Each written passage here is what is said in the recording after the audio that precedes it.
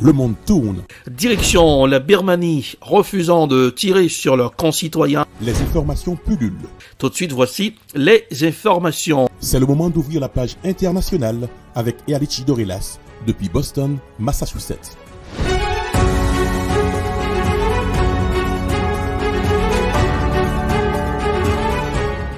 Mesdames, Messieurs, bonsoir. Aujourd'hui, c'est vendredi, dernière sortie de la page internationale au Grand Journal du 14h. Bon début de week-end à tous et à toutes. Depuis la newsroom à la capitale des grandes universités du monde, Boston, Massachusetts, Ealichi Dorelas pour présenter cette page internationale. Jacques Maël pour le Grand Journal, Journal François Rubens sur les manœuvres techniques. Bonsoir aux auditeurs de la radio évangélique Hosanna 102.3 FM. Jacques Maël. Après la décision d'octroyer aux Américains le droit au port d'armes en public, la Cour suprême des États-Unis vient de mettre fin à un des grands principes progressistes du pays. Voici un reportage signé Euronews. La joie des militants anti-avortement devant la Cour suprême des États-Unis qui a pris une décision lourde de sens ce vendredi en enterrant l'arrêt Roe versus Wade. Datant de 1973, cet arrêt historique légalisait l'avortement sur l'ensemble du territoire américain.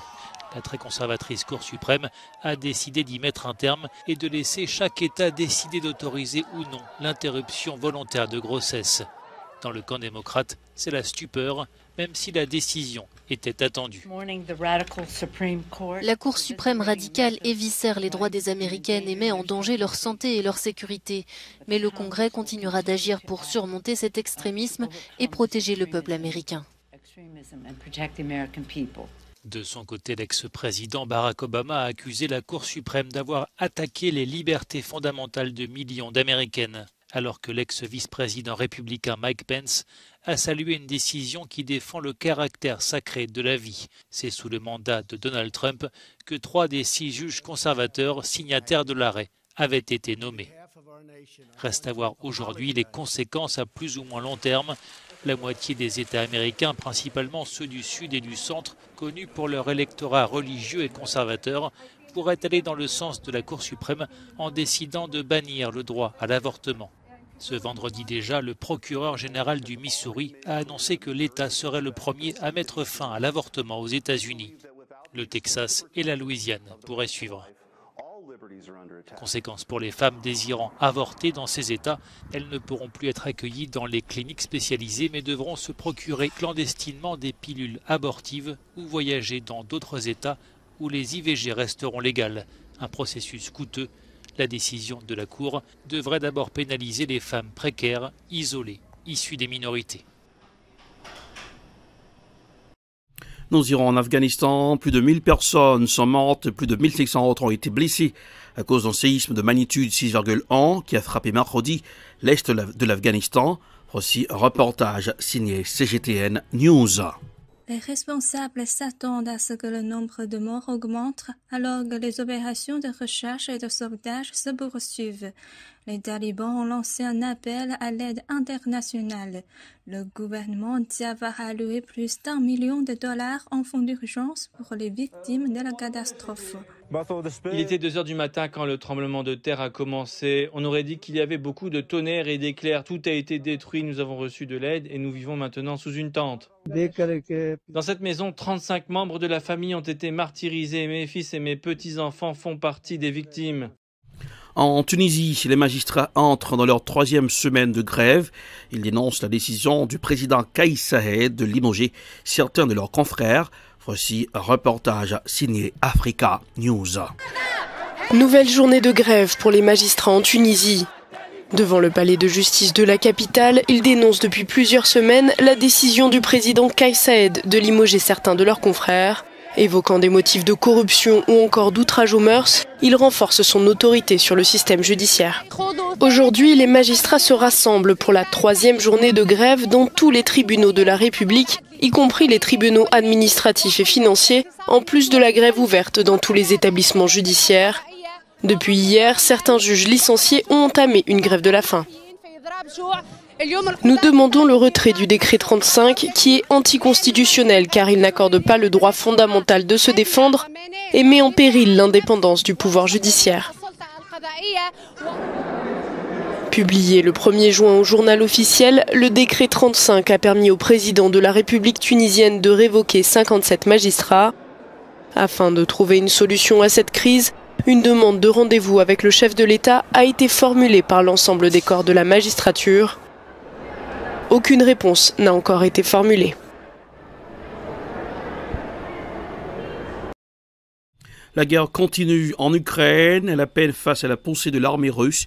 Les forces ukrainiennes ont reçu l'ordre de se retirer de la ville stratégique de Severodonetsk, est selon le gouverneur local. Voici un reportage signé France 24. C'est l'une des villes qui a connu le plus de bombardements depuis la guerre. Mais après 2 mois de résistance, Severodonetsk devrait tomber aux mains des forces russes et leurs alliés. L'armée ukrainienne a reçu l'ordre de se retirer, selon le gouverneur de la province de Louhansk. Ça n'a pas de sens de maintenir nos positions pendant des mois juste pour le principe de rester. Aucune précision n'est donnée sur les modalités du retrait. Ces derniers jours, les soldats ukrainiens ne contrôlaient qu'une infime partie de la ville, notamment l'usine Azot dans une zone industrielle. Selon les autorités régionales, 568 civils s'y trouvaient encore jeudi. Après la conquête de plusieurs villages ces dernières heures, les forces pro-russes menacent d'encercler la zone regroupant Severodonetsk et sa ville jumelle Lysychansk. En cas de succès, elles contrôleraient la totalité de la province de Louhansk, dans le Donbass. Zoom sur la guerre en Ukraine, nous allons retrouver nos confrères de Sud Radio. Les 27 membres pays de l'Union européenne accordent officiellement le statut de candidat à l'Ukraine et la Moldavie. Écoutons un extrait de l'émission sur Sud Radio. Ici Sud Radio. Officiellement à l'Ukraine et à la Moldavie le statut de candidat à l'Union européenne. Ça ne veut pas dire qu'ils vont entrer dès demain dans cette Union européenne, qui sera à ce moment-là 29. Ça va prendre quelques mois, voire quelques années, mais le processus, comme disait le général, est entamé. Qu'est-ce que ça veut dire? À quoi effectivement cela amène? On en parle avec Alexandre Delval tout de suite. Sud Radio Berkov dans tous ses états. Le fait du jour. La sublime et l'érotique férule de Ursula von der Leyen. Vous imaginez être sous le règne d'Ursula von der Leyen? Ça change tout, oui. On est européen. Alors on sera peut-être 29, mais qu'est-ce que ça veut dire? Qu'est-ce que ça veut dire en ce moment où tout est en train de basculer à l'est comme à l'ouest de la planète? On en parle. Avec Alexandre Delval, effectivement, géopolitologue, écrivain, il a écrit une 20aine de livres. On en parle tout de suite. Et donc, qu'est-ce qui se passe avec...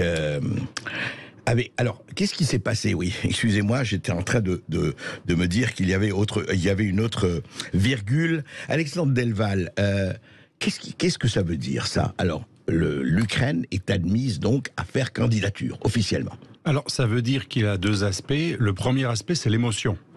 Aujourd'hui, personne n'ose dire non à monsieur Zelensky, à part d'ailleurs, et je ne suis pas du tout un partisan de son mouvement, mais à part un certain Mélenchon qui disait, à juste titre, il y a 1 mois, il ne faut pas non plus que monsieur Zelensky nous dise ce que nous devons faire, avec qui nous devons négocier, avoir des relations économiques, etc.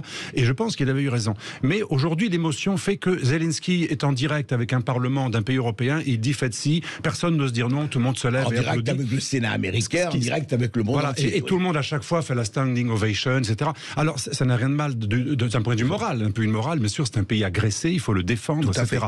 Mais de qui est l'agresseur, qui est l'agressé. Mais de là à violer toutes les règles et les processus européens, ça c'est un autre sujet. J'en parlais avec un très haut fonctionnaire du Conseil européen. Il me disait, en effet, nous sommes en train d'être tentés de rompre avec notre normativité qui d'habitude est très rigide, et on est en train de s'acheminer vers une sorte de procédure accélérée. Je pense que ça ne se fera pas. Mais aujourd'hui, les hauts fonctionnaires européens et von der Leyen voudraient faire une procédure accélérée pour que ce pays entre, même si en fait il ne respecte pas toutes les normes européennes.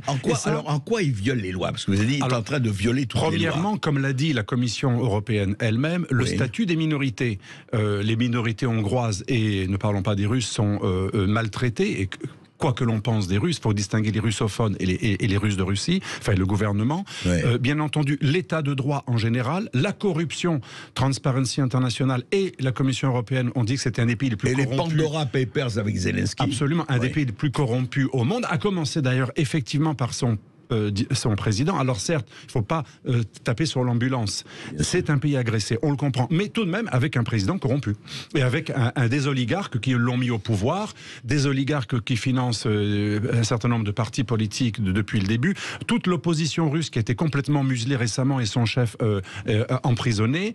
Et donc, bien sûr, il y a aussi toutes les règles d'économie de marché qui sont violées par l'oligarchie. Et voilà, c'est ainsi que se referme la page internationale pour aujourd'hui. Merci de l'avoir suivi. La production est signée Ed Prod, réalisation Télé Beltor pour le compte de la radio évangélique Hosanna 102.3 FM à Jacmel. Présentation Erlich Dorelas depuis Boston, la capitale des grandes universités du monde. Température pour ce vendredi, 74 degrés Fahrenheit à Boston, 23 degrés Celsius. À Jacmel, 87 degrés Fahrenheit, 31 degrés Celsius. Bonsoir Joël, bonsoir Rubens, passez un excellent week-end en compagnie de la radio. Bonsoir, à lundi. C'était la page internationale avec Erlich Dorelas.